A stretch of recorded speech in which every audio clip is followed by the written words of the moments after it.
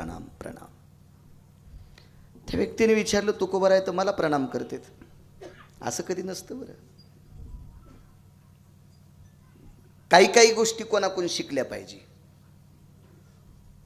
राजकारणी लोक ऐकून 5 गोष्टी शिकायच्या. राजकारणी लोक ऐकून एक गोष्ट शिकायची. स्टेजवर ते विरोधकाला शिव्या देतात. कुठं? स्टेजवर. आणि धाब्यावर एकूण एकाचे बिल देतात.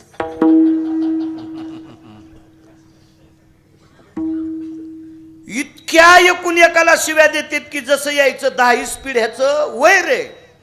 एकूण एकाच्या लग्नाला जातात, मातीला जातात, सगळं जातात. हे त्याच्याकडून शिकायचं. आपले स्टेजवर वर्णन करतात आणि माघारी इचकितेत. मला तर वाटते आमच्या लोकांना आधी आगून घ्यायला पाहिजे त्याचा.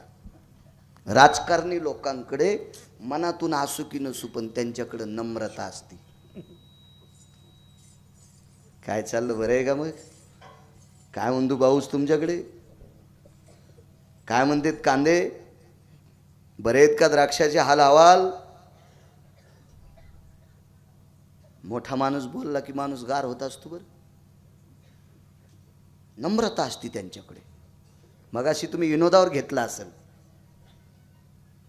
पण ते सर्वसामान्याला सुद्धा नमस्कार करतात म्हणून तो मोठ्या खुर्च्यावर बसतात. आपण चांगल्या चांगल्याची वरखंडे काढितो म्हणून आपला मेळ साधत नाही.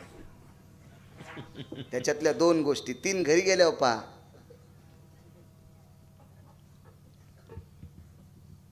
मोठी माणसं नम्र असतात म्हणूनच ती मोठी असतात. अजून एक कारण सांगतो. ज्या माणसाला मोठं व्हायचंय त्यांनी कधीच मोठ्याची निंदा करायची नाही. मोठ्यांचा आदर करणारी माणसं कधीच लहान नसतात. संप्रदायातले प्रत्येक वारीला हजर राहणाऱ्या महाराज लोकांचं वर्णन करा. पूजनीय भंडातात्या असतील, पूजनीय घुले बाबा असतील. अशी काही मी 27 वर्षापासून सोहळ्यात जातो. अशी काही जुनाट लोक पाहिली. जुनाट एकही वर्ष गैरहजर नाहीत. एकही वर्ष गैरहजर नाहीत. 70 75 वर्ष झाली त्यांना.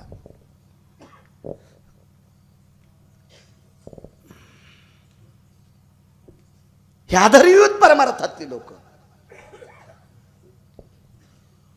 मोठ्या लोकांना कधी मोठं म्हणायचं. माणूस लहान होत नसतो. बऱ्यापैकी आहेत. काही काहींना मी ओळखतो फक्त जवळ जाण्याचा योग नाही. आपण लांबून नमस्कार करायचा. त्याच्या अंगातलं वारं जरी आपल्या अंगावर आलं तरी आपला उद्धार. अशी लोक आहेत. सज्जन श्रोत्यांनो, राजे हो असे काही वारकरी आहेत. 2च दिवस आळंदीत मुक्काम महिन्यात आणि 2च दिवस पंढरपुरात मुक्काम. बाकी महिन्यातले पूर्ण 26 दिवस त्याचे वारीला चालण्यातच जातात. या लोकांवर परमार्थ आहे राजे हो. यांच्यावर परमार्थ आहे. पाकिट गोळा करणाऱ्यावर परमार्थ नाही. आमच्यावर नाही परमार्थ, त्यांच्यावर परमार्थ आहे. मोठ्यांचा आदर करायचा, जीवन उजळत असतं. तुकोबारायांनी प्रणाम केला. दोघांना साक्षात्कार दृष्टांत स्वप्नात साक्षात्कार दिला. हे प्रत्यक्ष प्रणाम करतात. काय काम आहे? काही नाही. अमकी व्यथा घेऊन देवाकडे गेलो. देवानं स्वप्नात दृष्टांत सांगितला. ज्ञानोबारायाकडे पाठविलं आणि ज्ञानोबारायांनी स्वप्नात दृष्टांत दिला आणि तुमच्याकडे पाठविलं. ठीक आहे. तुकोबारायांनी तुळशीच्या मंजुळाचा हार केला. काय त्यांचा महिमा वारंवार. हार केला तुळशीच्या मंजुळाचा. एक कागद घेतला, त्याच्यावर 10-11 अभंग लिहिले. त्या कागदावर नारळ ठेवलं, अशा अभंग लिहिले 10-11. तो कागदाची अशी घडी केली, त्याच्यावर नारळ ठेवला, ते खाली ठेवला कागद. तुळशीच्या मंजुळाचा हार त्या व्यक्तीच्या गळ्यात घातला. तो कागद आणि नारळ त्यांना देऊन टाकलं. जा, तुमच्या मनातली इच्छा पूर्ण होईल. त्यांनी पहिली गोष्ट तुळशीचा हार काढा आणि तुकोबरायच्या अंगावर फेकून दिला. मी केवढा मोठा माणूस आहे, मला वेद पाठ आहेत, मला शास्त्र पाठ आहेत, मला पुराण पाठ आहे, आणि काय तुळशीची पानं दिलीत. त्याला माहीतच नव्हतं तुळस किती पवित्र. माधव झाला बरोबरीचा, तुळशी पात्र पारडे ठेविता, माधव झाला बरोबरीचा. ही किंमत तुळशीची पण कळाली नाही ना. ह्या बा माणसाला ज्ञानाचा अभिमान, धनाचा अभिमान, सत्तेचा अभिमान, बाहुबळाचा अभिमान, तारुण्याचा अभिमान. जंगली हाल्यावानीच करतात काय काय माणसं. जंगलातले हाले माहितीत का तुम्हाला? खातीत कमी झाडं जास्त मोडीत. ऊसातले डुकर माहितीत का तुम्हाला? इतकाच ऊस खात इतकाच, पण बंधा ऊस वाळून टाकीत. हे जरा जरा ज्या ह्याच्याकडे गठुडे आहेत का, कोणाकडे ज्ञानाचे, कोणाकडे पैशाचे, कोणाकडे सत्तेचे, ह्या अशा गचंड्यात देतात माणसाला. गचंड्यात तो ऊसातलं डुकर आहे सुमळ्या.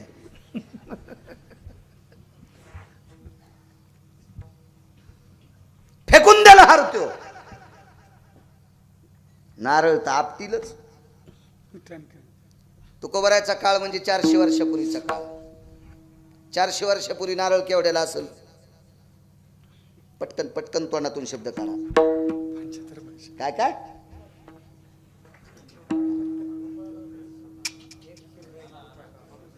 शाबास. वा वा. चाराने म्हणायचे नाही आणि फुकट तर म्हणायचंच नाही.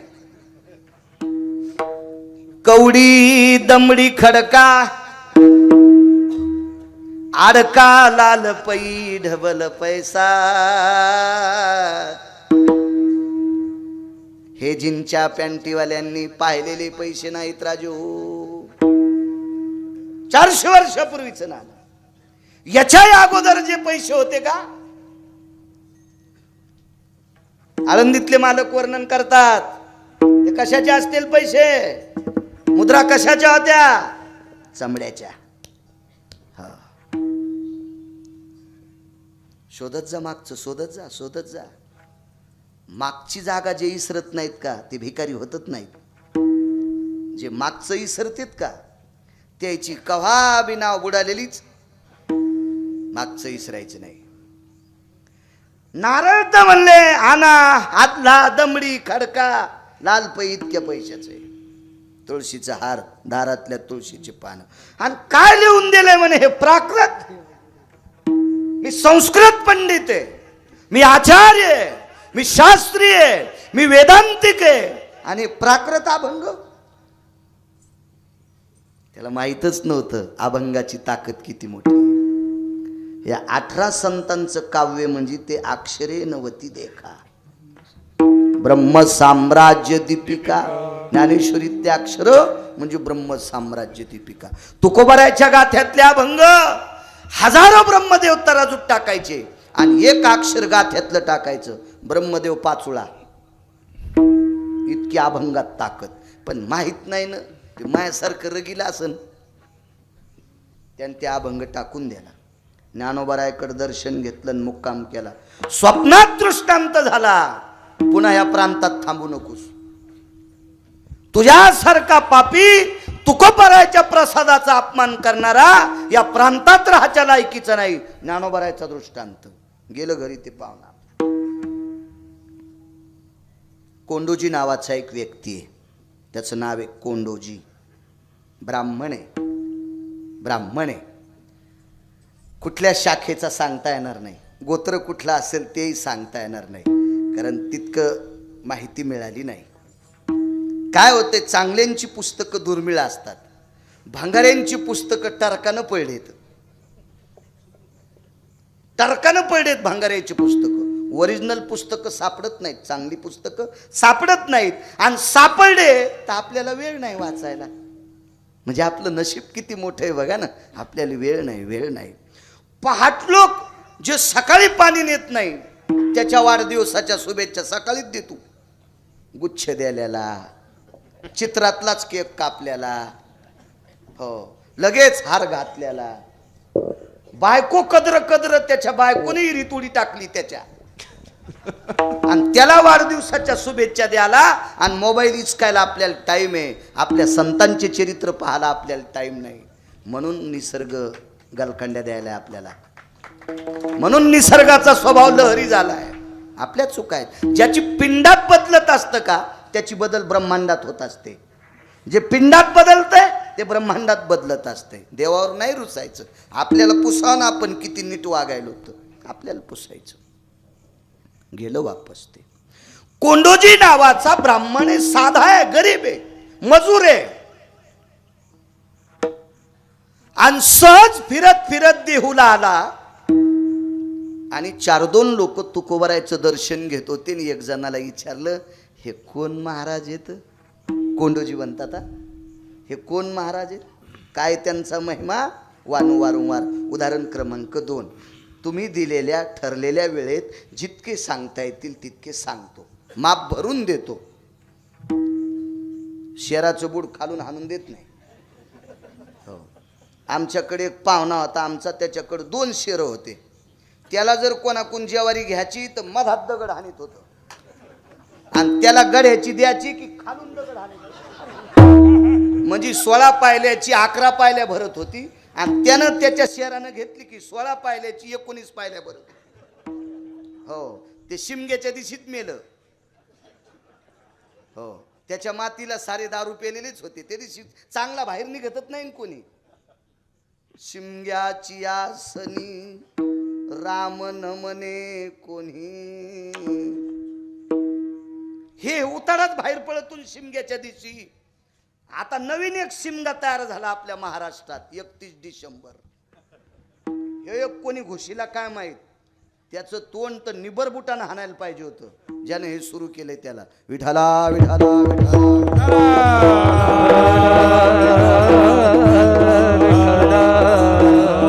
साधा माणूस दुसऱ्याचं ऐकिलं जगताप काका. तुकोबर आहे. लोटांगण घातलं, लोटांगण घातलं तुकोबरायच्या पायावर.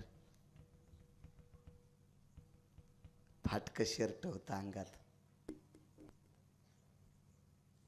गळ्यात तुळशीची माळ होती आणि फाटक्या शर्टामुळं जानव्याचा दोरा चमकला. काका बसा.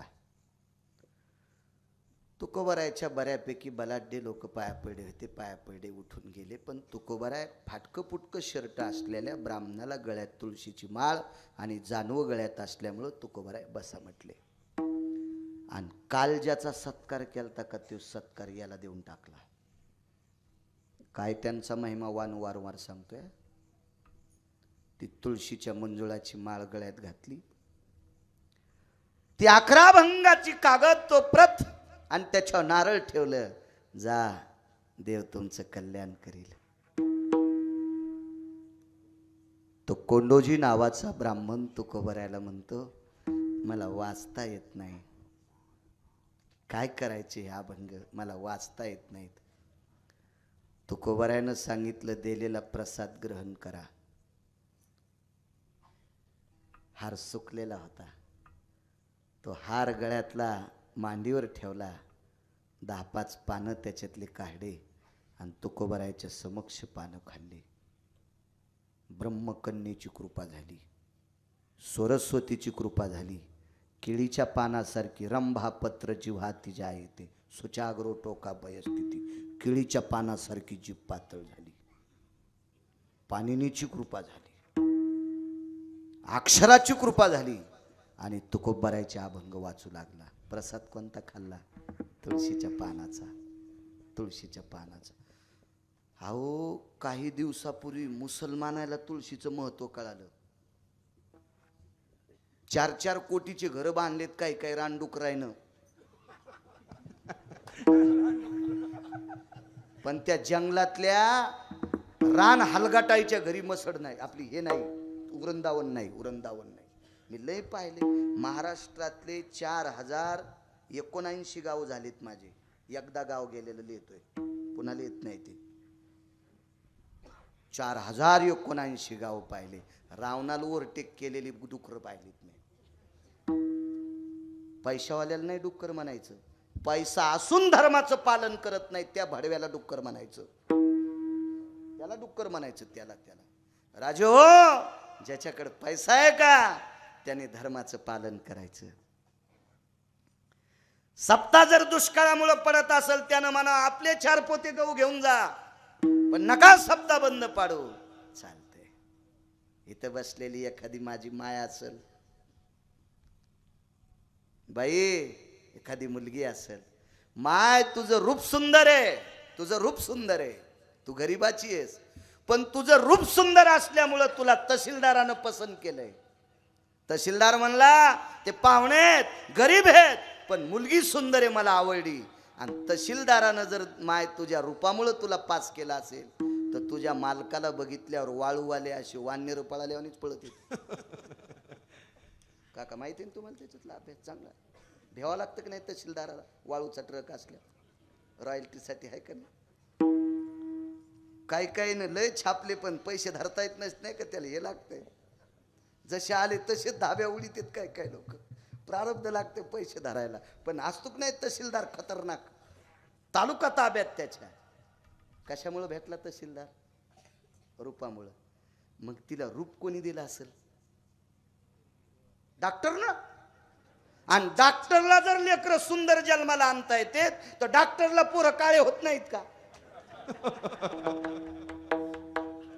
डॉक्टरला पोरं हेकणे होत नाहीत का? दिव्यांग होत नाहीत का? त्याला कोणी रूप दिलं? तिला मालकानं. मग बाई त्या मालकानं तुला सुंदर रूप दिलंय म्हणून तालुक्याचा मालक तुला नवरा भेटलाय. तू मन जाय ना रामकृष्ण हरी एखाद्या वेळेस, म्हणणं रामकृष्ण हरी, कर्ण धर्माचं पालन कर, धर्माचं पालन कर, कर धर्माचं पालन करायला पाहिजे. मोठ्यांनी धर्म सांभाळायचं, लक्षात घ्या. तुम्हाला एक सांगू का राजीव, माझं वय नाही, 83चा जन्म आहे. तुम्ही मोठी माणसं आहात पश्चिम महाराष्ट्रातले, पाणी आहे तुमच्या भोवताल. आमचं काय पिकल बळडी तर कळडी घोडी नाही तर उदो आंबाबाईची पळडी. आमचा मोठा वाडा पोकळवासान वारा जाई बासा बासा. काय खरं आहे आमचं तुमच्या पुढं? आमचा धोरण तुमच्या पुढं काय टेकतो? एवढी मोठी माणसं आहे, तुम्हाला शिकवावी माझी पात्रता नाही. पण लक्षात ठेवा, काल्याच्या पंक्तीच्या दिवशी श्रीमंत माणूस जर पंक्तीला फिरला तर गरीब माणसाला वाढा वाटते. हा दादा पंक्तीत उभेत, अण्णा पंक्तीत उभेत, तात्या पंक्तीत उभेत, जिजा स्वयंपाकापाशी आहेत. हे अण्णा तात्या जिजा हे काला होताना पंगत होताना बैठकीत गादीवर, मग बारकाले माणसं यायला नाहीत मोजीत. बारकाल्यांनी आपल्याला मोजावा याच्याकरता आपण सांडावं लागतं राजे हो, यावं लागतं आपण इकडं. धर्म पाळायची ताकद मोठ्यात असते. चला, अक्षराची कृपा झाली. कोंडोजी नावाचा साधा ब्राह्मण, रटप काढता येत नाही त्याला, इतका साधा. कोणी दिलता प्रसाद? तुकोबरायनी मंजुळा दिल्या. अभंग कोणी दिले? तुकोबरायनं दिले. या या या काका या, काय नाव आपलं? कोंडोजी. या कोंडोजी काका या. तर कोंडोजीनं सांगितलं, महाराज मी असा फिरतच असतो. का बरं? मला घर नाही, राहायला घर नाही. तुकोबारायनं सांगितलं, वाडा बांधायसाठी तर नारळ दिले, वाडा बांधायसाठी तर नारळ दिले. काय त्यांचा महिमा वारंवार सांगते. तुम्हाला वाडा बांधण्यासाठी नारळ दिले. तर ते म्हणले, महाराज नारळात वाडा कसा होईल? कसा होईल नारळात वाडा? तर तुकोबाराय म्हणले, बाबा हे नारळ कोणाच्या देखता फोडू नको, नाही तर चोट्टे तुला लुटतेन.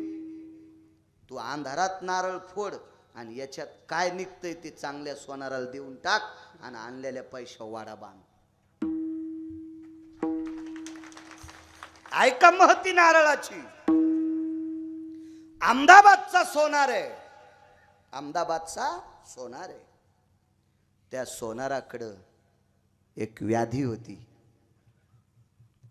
आणि कोणीतरी एक वारकरी फिरत असताना अहमदाबादमध्ये त्या सोनारानं त्या वारकऱ्याला व्यथा सांगितली आणि त्या वारकऱ्यानं सांगितलं, सोनार दादा, तुम्हाला ह्या येथेतून मुक्त व्हायचं असेल तर माझ्या आळंदीतल्या मालकाच्या समाधीवर एकदा डोकं ठेवा.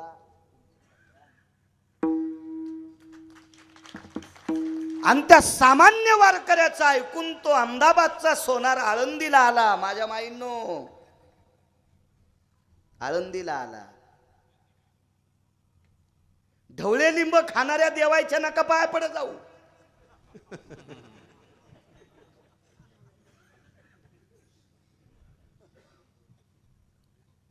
ज्या देवायला वरी पाय केलेलं टांगलेलं लागतंय त्या देवायच्या पुढे नका डोके आपटू. बॉम्ब पडन डोक्यावर एखादीशी, बॉम्ब बॉम्ब. ज्ञानोबा आहे तुकोबा आहे सांगतील ते देव माना, तिथे डोकं आपटा. सामान्य वारकऱ्याचं ऐकून ज्ञानोबरायच्या समाधीवर अहमदाबादच्या श्रीमंत सोनारानं डोकं ठेवलं. श्रीमंत व्यथा सांगितली. खळा खळा डोळ्यातून पाणी समाधीवर पडलं. मुक्काम केला आणि घरी गेला. 5व्या दिवशी साक्षात्कार झाला. कायमची व्याधी संपली. काय ज्ञानोबरायच्या उपकारातून उत्तीर्ण व्हावा म्हणून मोठा नारळ घेतला. नारळामध्ये एक 8 आणे गज ठोकला. 8 आणे गज, शेंडी नाही काढली, नुसता ठोकला आणि गज उपसून काढा. मधलं पाणी खोबरं सगळं बाहेर काढलं आणि त्या नारळात जितक्या सुवर्णाच्या मोहरा बसतील तितक्या कोचल्या. काही हिरे टाकले, हिरे, आणि कणकीनं नारळाचं तोंड बंद केलं आणि ते नारळ माऊली महावैष्णव ज्ञानोबरायच्या समाधीवर ठेवलं. संत महिपती महाराज सांगतात, ते ज्ञानोबरायांच्या समाधीवर ते नारळ टेकलं आणि ज्ञानोबरायांनी त्या सोनाराला स्वप्नात दृष्टांत दिला, हे नारळ इथं ठेवू नको, हे तुकोबरायकडे नेऊन दे. कळालं नारळाची ताकद तुम्हाला? कोंडोजी सतत फिरत राहत होते, घरात नव्हतं. आणि ज्याच्याकडे काही नाही त्याला पाहुणे किंमत देत नसते. आठवतो 50 वर्षाचा काळ तुम्हाला? तुम्ही लहान असताना आठवत असेल ना काका, मोठाले सोयरे किती किंमत देत होते तुम्हाला? तुमचे नाव पाठ नाहीत मला. आठवत असेल ना तुम्हाला बालपण? पाहुणे म्हणजे काटेवाड घोड्याच्या गोमाशा असतात. सोयरे इतके सोपे असतात का? गरीबाला आमंत्रण फोनवर सांगायचं आणि आपल्यापेक्षा श्रीमंत असला की पत्रिका घेऊन जायचं. बरं का, लक्षात ठेवा आमच्या बाळूचे लग्न आहे, या बरं का. ह्यो लग्नाला आल्यावर त्या बाळूला पोरग होते का? अरे त्यानं तर लय लोकांच्या मुंड्या पिळल्यात. ह्यो लग्नाला आल्यावर उलट्या तुझ्या बाळूला पटकन पोरग व्हायचं नाही, याला देऊच नको पत्रिका तू. पण आपल्याला लय नाद. घरच्याचा इटन शेजाऱ्याचा भांग नीट. जिथं हात पुरत नाही ते आंबा आपल्याला पटकन खावा वाटतोय. वरी गेला आणि खाली पडला मग कंबर मोड. हाताने घ्यायचे आंबे कुठे आपल्याला खावा वाटत. पैशाला किंमत आहे, विरोधात नाही जायचं. पैशाची किंमत आहे त्याला. मी नेहमी सांगत असतो, तरुणांनी पैसे कमी जा. आमचा एखादा महाराज जरी म्हणला असेल पैसे का मेल्यावर बांधून न्यायचे, तर त्या महाराजाचं ऐकू नका. पैसे मेल्यावर बांधून नेत नसते, पण मरेपर्यंत लागत असते. हो, ते काय सांगत असते. आता उदाहरणार्थ मी म्हणलं पैशाला काही किंमत नाही, ठीक आहे. अख्खा महाराष्ट्र खाला तू बाळू. आमच्यावर घेतल्यावर कशी खसखस पिकली तुमची. तुम्ही लय तुकाराम महाराजाचे चुलते आहेत का? तुमचे तर चेहरे पाहिल्या पाहिल्या कळत आहे तुम्ही बांध किती कोरीतात. मला सांगायचं एक मत आहे उत्तरेश्वर बापू काका, आम्हाला कोणी देते, तुम्हाला कोण काय देते राजीव? बरं, तुम्ही कोणाला मागितलं तर तुम्हाला अपमान वाटतोय. आम्ही मागू शकतो, महाराज येत आम्ही, पण तुम्हाला मागता येतं का? नाही. म्हणून आपल्या बाप दाद्याचा सन्मान सांभाळायचा असेल तर माझ्या तरुणांनी छाती उंच करून काम केलं पाहिजे. अरे नोकरीला जरी असला तर रविवारी सुट्टीच्या दिवशी रानात येडा करायला जात जाय. पाय द्राक्षाचा बाग. झोपीनं आयुष्य वाढत नाही. झोपीनं जर आयुष्य वाढलं असतं तर अजगराची संख्या जास्त झाली असती. निद्रे आयुष्य वाढे मग अजगर काय मरे.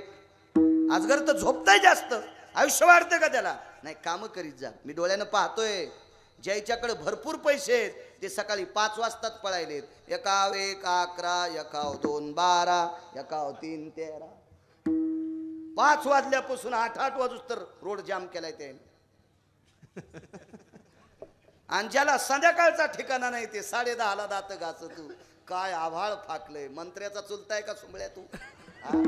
तुझी बायको 7 भाईच्या मिरच्या तोडायला चालली आणि तू 10:30 वाजता दात घासायला. पैसा संत आणि देव नाही, ठामपणे सांगतो. पैसा संत आणि देव नाही, पण संत आणि देवाच्या नंतरची शक्ती कोणती असेल तर पैसा आहे. एवढा मोठा सप्ताह केला तुम्ही, मंडप वरून पडला का तुम्हाला? काय या ठिकाणची माणसं 53 वर्ष मोठ्या आनंदाने साजरं करतात.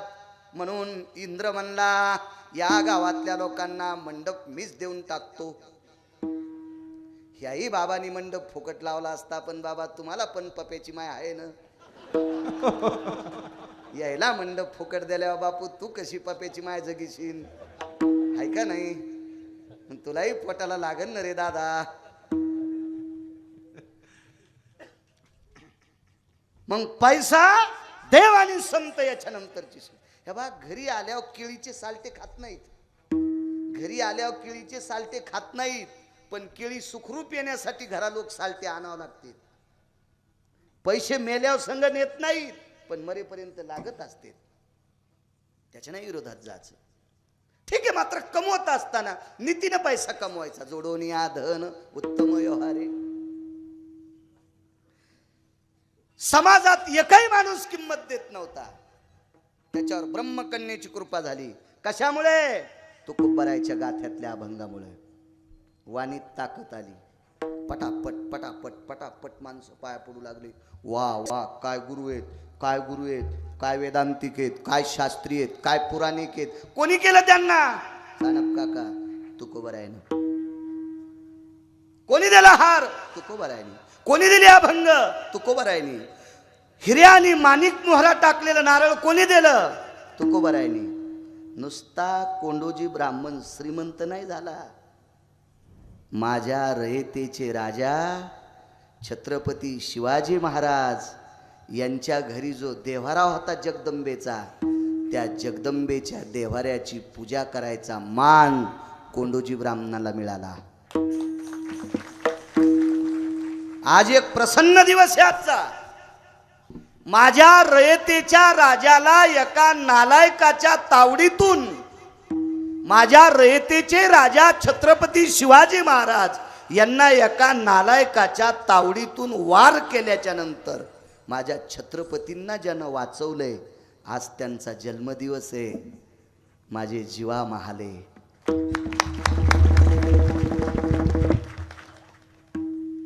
धर्मवीर जीवा महाले. नाव्याच्या कुळात जन्माला आलेला महात्मा, नाव्याच्या कुळात जन्माला आलेले महात्मा जीवा महाला होता. जीवा म्हणून वाचले. छत्रपती शुभाराजे त्यांच्यामुळं वाचले. अशा रयतेच्या राजाच्या घरी पूजा करण्याचा सन्मान कोंडोजींना प्राप्त झाला. एका सामान्य कोंडोजीला इतकं श्रीमंत केलं, हा तुकोबरायचा महिमा. म्हणून पहिल्या कडव्यात म्हणतात, काय त्यांचा महिमा वर्णू वारंवार, काय त्यांचा महिमा वर्णू वारंवार, काय त्यांचा महिमा वर्णू वारंवार, काय त्यांचा महिमा वारंवार. हरी भक्त थोर भूमंडळ, हरी भक्त थोर भूमंडळी, त्यांची ये भेटीची अर्थ ब्रह्मादिका, त्यांची ये भेटीची अर्थ ब्रह्मादिका.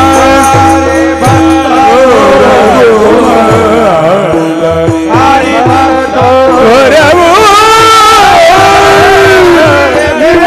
अर्थ ब्रह्मादिका, त्यांची ये भेटीची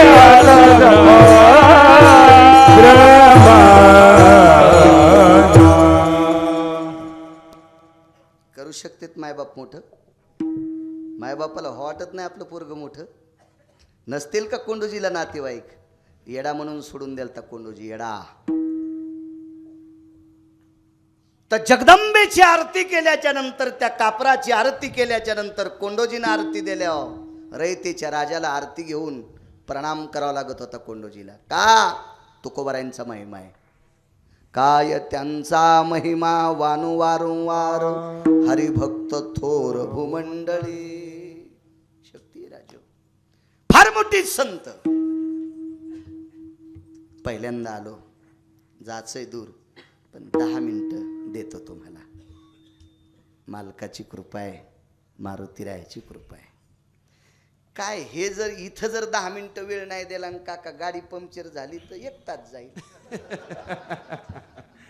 मग रोडवर खेळा टाकायचं त्यालाच कळत. घेतो 10 मिनिटं. का करू बंद? उजळूच तर.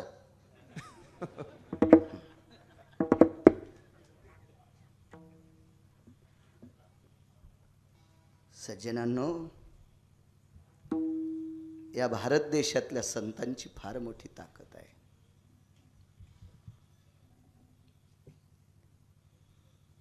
म्हणे एकदा तुकोबारायचं दर्शन घेण्यासाठी एक बाई आली.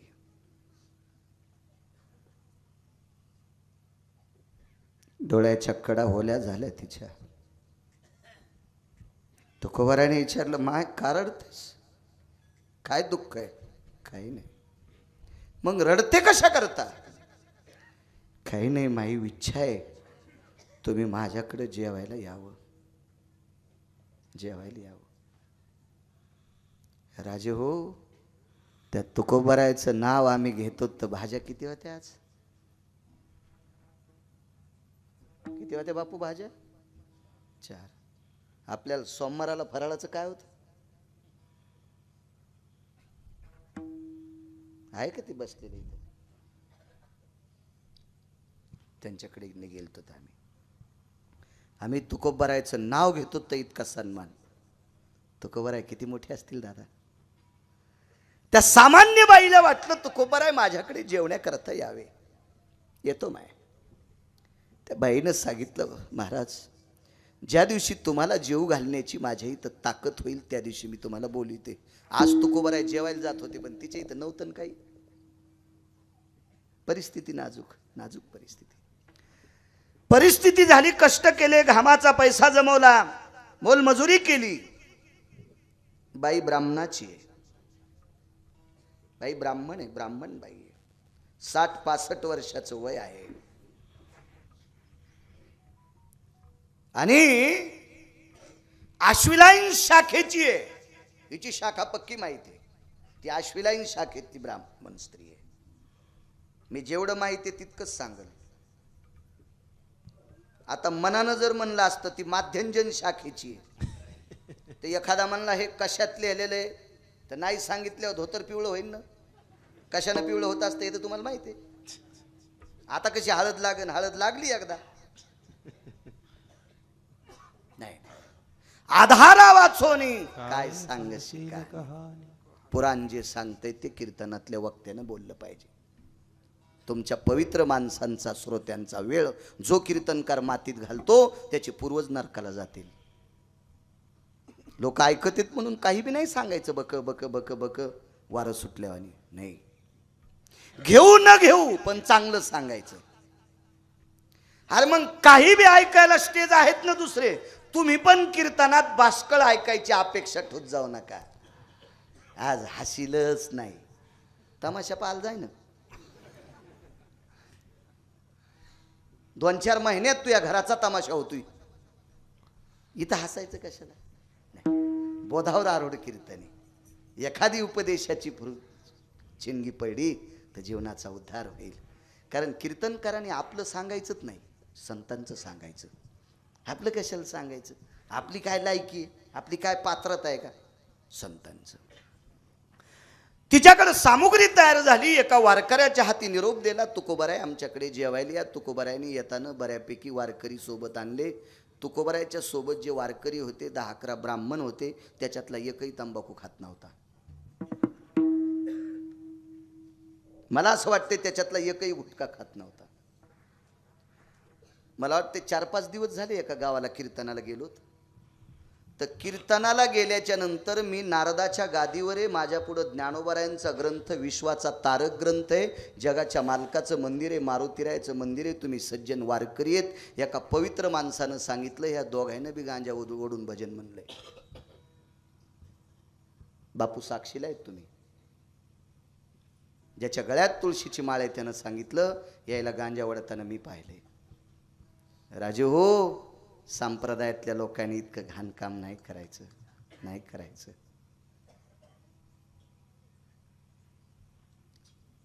किती माणसं मानतेत. माझी जात कोणती आहे काका तुम्हाला माहित नाही.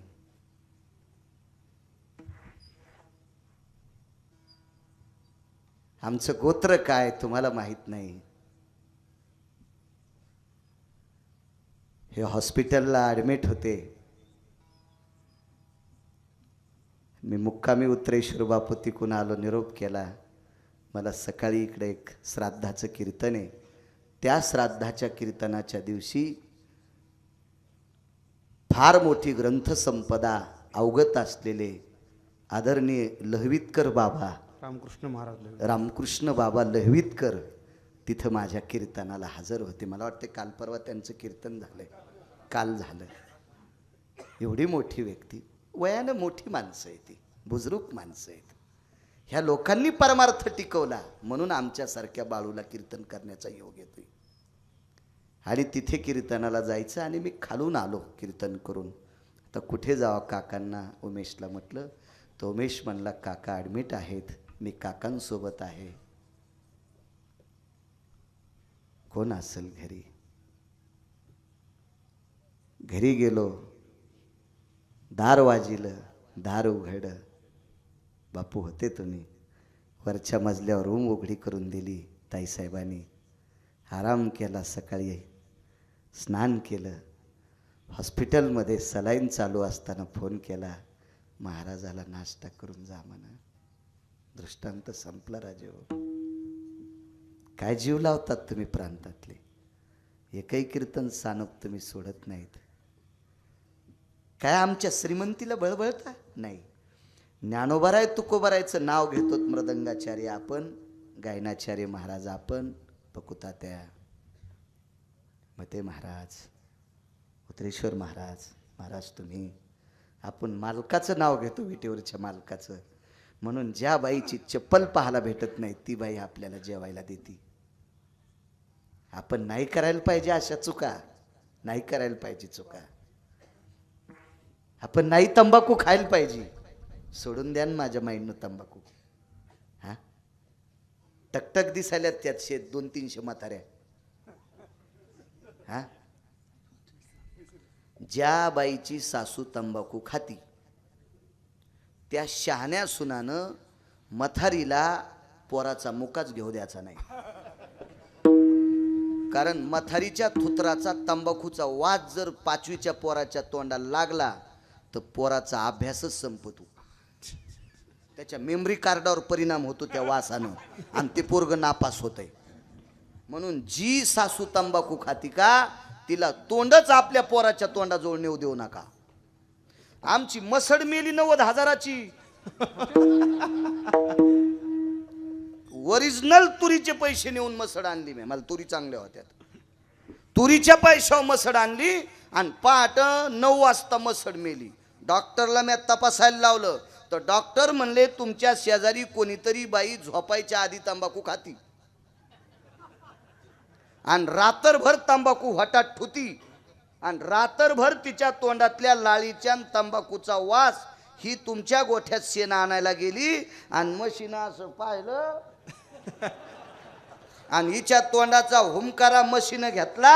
9 वाजता मसड 90,000ची मेली. मग मसड मरती तर 5वीच्या लेकराला किती त्रास होईल तुमच्या तंबाखूने. ते मरणार नाही पण त्याची बुद्धी मरल. याच्याकरता तुम्ही तंबाखू खाऊ नका माझ्या माईनो. तुमच्या चपला सगळं. या सप्त्याला खर्च किती झाला असेल तुम्हा गावकऱ्याला माहिती आहे. या सप्त्यात फक्त 11च पोरायनं माळी घाला. 11 पोरायनं. चांगल्या वारकऱ्याच्या हाताने माळ घाला. 11 पोरायनं. इथं शिवगिरी बाबा आहेत, जेऊरकर बाबा जवळच आहेत. हो, इथे खेडला झुंगेला अधिष्ठान आहे, तुकाराम बाबाचं अधिष्ठान आहे. इकडं इगतपुरीला माधव बाबा, लक्ष्मण बाबा इगतपुरीकर असे पवित्र अधिष्ठान आहे. त्र्यंबकेश्वरला निवृत्ती दादांच्या समाधीवर माळ ठेवा आणि सप्ताह झाल्यावर 11 पोराने माळ घाला. सप्त्याचं चीज झालं.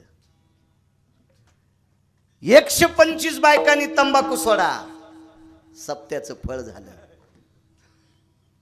आणि 25च बायकायनं बाकीचे उपास सोडून द्या. फक्त 3च उपास धरा. एकादशी, सोमवार, शक्य असेल तर प्रदोष.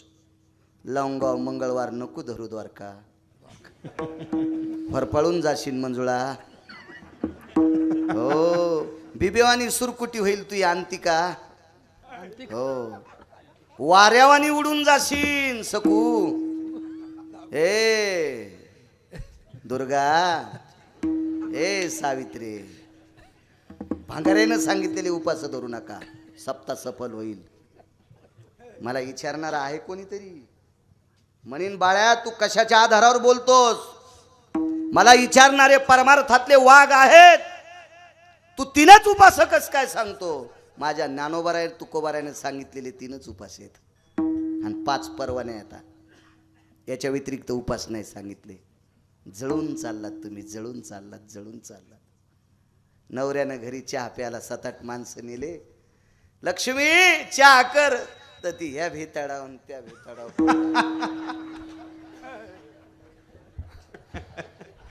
गॅसचं लायटर सुरू केलं तर इकडंच गेलं. डब्बीची काडी वळली तर पदरालाच लागली. मी त्या पाहुण्यात होतो. म्हणलं असं काऊन करायली बाई. 6 दिवसाचा उपवास आहे. म्हणलं एक काम करणं, तू पेटून घेण्यापेक्षा पप्याच्या बापालाच फुकणं. म्हणजे हे कोणी पाहुणे तरी घरी आणायचं नाही. कुधांडे जाऊ द्या. आले तू कब्बाराय जेवायला. इथपर्यंत आलतो ना. 10 मिनिटं झाले का. पुढाऱ्याचे महाराजाचे मिनिटं मोठाले असते. काय होतं माहितीये का, यायनं दिलेलं पचावा म्हणून माप सांडूच तर भरावा. तरी ऐक, गाथ्याचं पारायण तरी ऐक, सकाळचा काकडा तरी ऐक. फुकट खाऊ नको. दारू अंगावर फुटती का लय पिणाऱ्याच्या.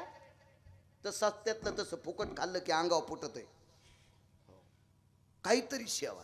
कोणी मंडप झाडा, कोणी सतरंजी टाका, कोणी वारकऱ्याला पाणी द्या, कोणी निदान रामराम घाला. काहीतरी सेवा पाहिजे. सेवा सोडा तंबाखू. चला मुद्द्यावर. निष्ठावंत वारकरी, निष्ठावंत ब्राह्मण. बाईच्या घराच्या बाजूला भिंत कोसळली. पलीकडी बाजू, अलीकडी बाजू बाईच्या घरावर पडणार. बाईचं झोपडं आहे. तुकोबारायने सांगितलं काळजी करू नका, पडत नाहीच घुसामधात. वेगात सांगतो, वेळ संपलाय. 51 लोक जेवले. त्याच्यात 50 पैकी काही वारकरी, काही ब्राह्मण आणि 51 तुकोबाराय. बाई ब्राह्मणाची आश्विलाईन शाखेतली 60, 65, 70 वर्षाची म्हातारी, गरीब म्हातारी, विधवा स्त्री आहे, निराधार आहे, कोणी नाही तिला. सगळे जेवले. विड्याचा पान विडा दिला आणि त्याच्यावर आदला पै दमडी दक्षिणा दिली. घेतली फक्त तुकोबारायने नाही. ती घेत नव्हती. ती न हात लावणारी लोक होती. ती अधिकारी लोक होती. सोने रुपये आम्हा मृतिके समान माशन माणिक पाषाण खडे, ते अधिकारी लोक होते. अहो लक्ष्मीचा मालक तुकोबारायच्या बायकोचा पाय धरून काटा काढतो. माझ्या साध्वी जिजाबाईंचा पाय धरून काटा काढतो. ते तुकोबाराय लक्ष्मी कशाला मागतील. लक्ष्मीचाच पती द्यायचे इथं काम करीत होता. ते कशाला मागतील पैसे. अधिकारी लोक आहेत ते. मग सगळेजण उठत असताना तुकोबारायांनी सांगितलं, अरे आपण वारकरी आहोत, आपण ब्राह्मण आहोत, यजमान जेवले पाहिजे. माथारीला जेवायला वाढलं, माथारी जेवली. सगळ्या जणांना बाहेर काढलं. तुकोबारायांनी माथारीच्या डाव्या दंडाला धरलं आणि त्या झोपड्याच्या बाहेर काढलं आणि गावातल्या धडधाटक पोरायला सांगितलं, याच्यात ते 2 मुद्दे ऐका. एक संतांचा महिमा ऐका आणि एक संतांचा सरकारने सुद्धा यांचा आदर्श घ्यावा अशी संत वागली. त्याचा एक मुद्दा ऐका वेगात 2-3 मिनिटात. तुकोबारायांनी त्या माथारीच्या दंडाला झोपड्याच्या बाहेर धरून काढलं. गावातल्या धडधाकट पोरायला तिचा घरातला सगळा पसारा बाहेर काढायला लावला. जातं उखळ मुसळ, जातं काय पाटावर उठा, सगळं बाहेर काढलं आणि गावातल्या श्रीमंत माणसाला बोलिलं. त्याच्या खांद्यावर थाप टाकली आणि तुकोबारायाने सांगितलं, दादा वारकऱ्याला जीव घालणारी बाई आहे, निष्ठावंत ब्राह्मणाला जीव घालणारी बाई आहे, निष्ठावंत वारकऱ्याला जीव घालणारी बाई आहे. हिचं घर आता पडून घर नाहीसं होते, हिला 10-100-200 कौलाचं घर देऊन टाका. आणि त्या श्रीमंत माणसाने तुकोबारायचं ऐकून तिला एक छपराचं घर देऊन टाकलं. दृष्टांत संपला. शासन गरीबाला आता घरकुल देतंय. आता आता तुकोबारायानं 400 वर्षापूर्वी गरीबाला घरकुल दिलं. हा आदर्श आहे संतांचा, हे नाविन्य आहे संतांचं. आणि मग त्या माथारीला घरात नेऊन बशिलं आणि तुकोबाराय त्या भिंतीकडे बघून हात जोडतात. देवा मला भूक लागली म्हणून तुला बेजार नाही केलं रे देवा. देवा आम्हा वारकऱ्यांना आणि या बाकीच्या ब्राह्मणांना खाला मिळत नव्हतं याच्याकरता तुला बेजार नाही केलं रे.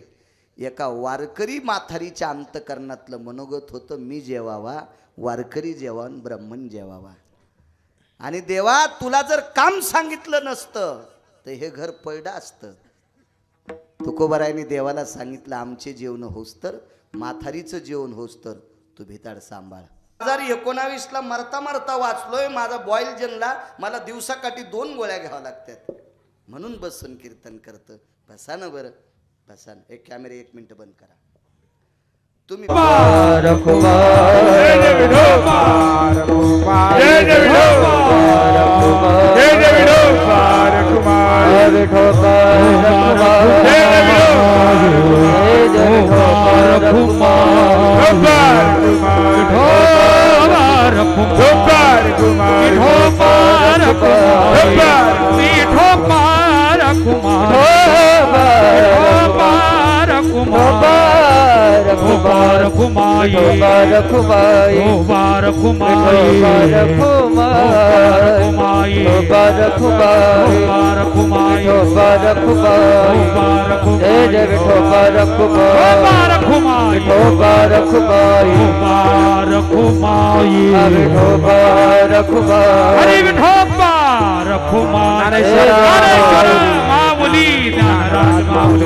ज्ञानेश्वर माऊली ज्ञानेश्वर माऊली ज्ञानराज ज्ञानेश्वर माऊली जय जय जय जय जय ज्ञानेश्वर ज्ञानेश्वर माऊली ज्ञानेश्वर माऊली माऊली ज्ञानेश्वर माऊली ज्ञानेश्वर माऊली हा विठ्ठल जय जय जय जय जय जय विठ्ठल जय